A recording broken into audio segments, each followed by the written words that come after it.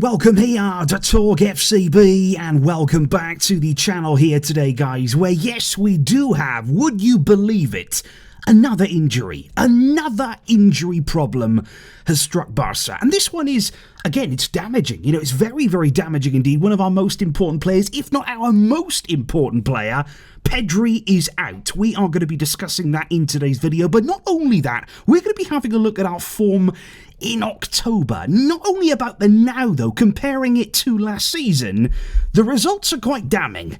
And all of that is on the way, so try and prepare yourselves. And let's do this. Because if we do indeed there begin with that comparison, because first of all, guys, looking at the results from Barca in October of 2025, it's safe to say it's not been a very fun month. It has been absolutely dreadful in many ways. I mean, we kicked it all off with the damaging loss against PSG in the Champions League. From there, it actually got even worse. A really, really heavy defeat against Sevilla. We bounced back after the international break with a narrow win. I mean, we were lucky to win that game, weren't we, against Girona. There was a good win in the Champions League over Olympiacos, but we were brought back down to earth very, very swiftly with that defeat against Real Madrid. And again, 2-1, it flatters Barca in terms of the scoreline. So in October, we have lost 3 games out of 5, and it's been very poor. And I think the big problem is, it's not only the fact here that we've really suffered, we're really not playing well right now, but I think when you compare it to what happened 1 year ago, you know, at the start of the Flick era, when everything really was looking energetic and hopeful, I mean, look at what we were doing. There was absolutely phenomenal games in there. And not only about the results either, but these performances were amazing. You had a massive victory over Young Boys, the same again against Alaves there, and also what you'll notice, not only the goals that we were scoring, but 2 back-to-back clean sheets. Then we dismantled Sevilla. You know, look at that compared to what happened just a few weeks ago. We destroyed Bayern, 4 goals to 1. What a performance that was. And then we went to the Bernabeu and won 4-0. It was 5 out of 5 wins in October of 2024. Where has that team gone? Where is that team now? We are nowhere near that kind of level. But before everything gets really downbeat and really negative, honestly, we're going to have enough of that already today. So why don't I just say, things aren't great right now. We're not playing well. Things are not looking good. But the only thing I'd say in our defence is, last season, we peaked at the wrong time. You know, we were absolutely emphatic in those opening months of the season, but in my opinion, as that season went on, we got less effective. You know, when it came to the big games, the big Champions League games, think of the games there against Inter, we were absolutely not there. It was not the same Barca, and we didn't peak at the business end of the season. Now, is there any chance, is there any hope at all that this time around, maybe we're starting a bit slowly? Maybe we're starting here with a bit of poor form. Can we pick it up? Can we respond? You know, how does Flick reinvent what he's doing? You know, that's the important thing here. How do we evolve? How do we adapt as a team? These are the questions that at the top level, you've got to answer. You know, you paid the big money to answer these questions, both as Hansi Flick, the players as well. They've got to stand up. They've got to come up with the answers, because what we've seen so far this season, it's not been good enough. It's not been anywhere near enough. And of course, one of our biggest problems, it really, really is right now, it's injuries. They are crippling our season, and let's move on to talk about that. Because yet again, guys, I don't want it to be 100% negative in today's video. There is some good news out there. We're going to try our best to find it. Well, today, Robert Lewandowski and Dani Olmo, they did start doing more and more group work there in the training session. So Lewandowski and Olmo, they are both nearing their returns. And again, obviously, neither of those players have set the house on fire this season. Obviously, they're not going to revolutionise things on their own. But ultimately, we just need players who are fit, who are available, who can at least be an option for Hansi Flick there. We just need bodies back in this squad right now, and it's good to see players who are getting towards the end of their injuries and can rejoin the group to be available in matches again. But as always with Barca, you get a few players coming back, you get a few players here recovering from their injuries, and then it's like,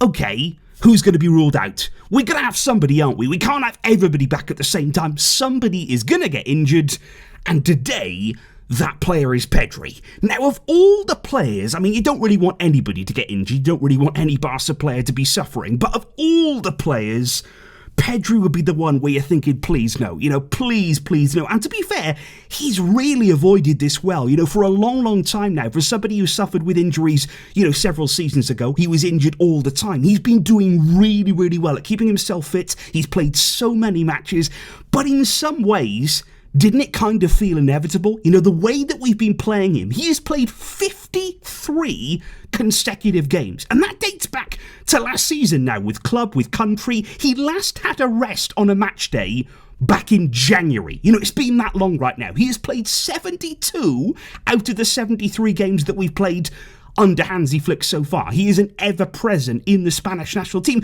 So isn't it really inevitable at some point his body's going to give way? He's going to give out. You cannot keep playing somebody game in, game out, every minute of every game and expect them to be able to keep playing more and more and more. It's not going to happen. The reality is right now, with so many of these players, you could say the same thing with Yamal. They are so good, they are so important for their teams, that the only time they're going to get rest, the only time here when they're going to have that little window to recover their body is actually when they get injured. That's the only chance they're going to be sitting games out. So Pedri right now, he does have an enforced time away from the field, with Barca confirming this morning that he has suffered a tear in his left thigh. So that is an injury there that, it's not a tiny one. It's not something here that we can just gloss over and he'll be back in a matter of days. That is a semi-serious injury there for Pedri. Now, initial reports came out because Barca didn't actually disclose any timeline there on that injury. They basically said, okay, he's got a tear, we'll see how he recovers. They left it very much open. Now,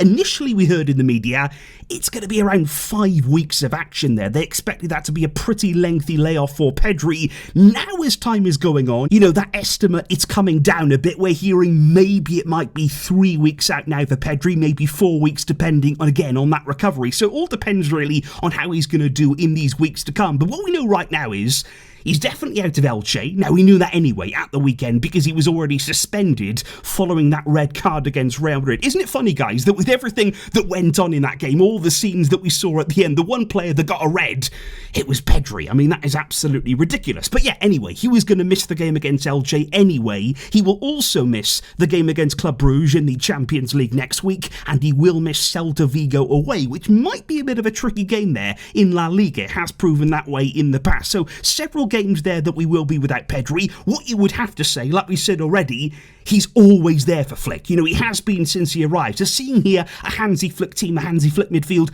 without Pedri in any game, it's going to be a challenge. It's going to be tough. It's something we haven't really encountered before. So that will be another obstacle here that Flick, he's got to overcome. He's got to find an answer now to be without Pedri for several games. Then we have, surprise, surprise, another international break in November, which again, for Barca, at least it gives us a chance to get a few players back maybe.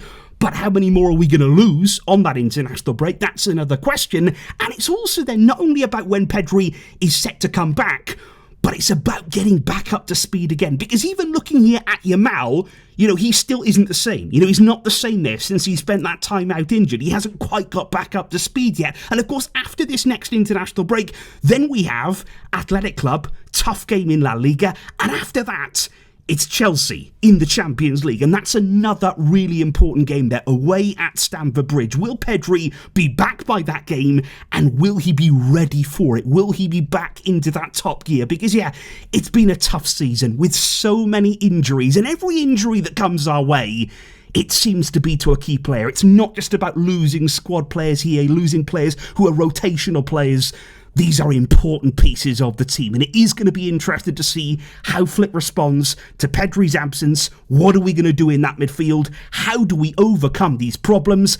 And how do we get back to something, anything like what we were last season? So indeed, guys, please do let me know in the comments down below here today, what do you make of this latest problem? What is your reaction here to Pedri's injury? And just in general here, what is your thoughts on the amount of injuries that we are suffering? Can you see something that may be triggering that? Can you see maybe a problem there, which is why it's affecting us maybe a bit more than even clubs that played at the Club World Cup, even clubs here who've played maybe even more games than Barca have?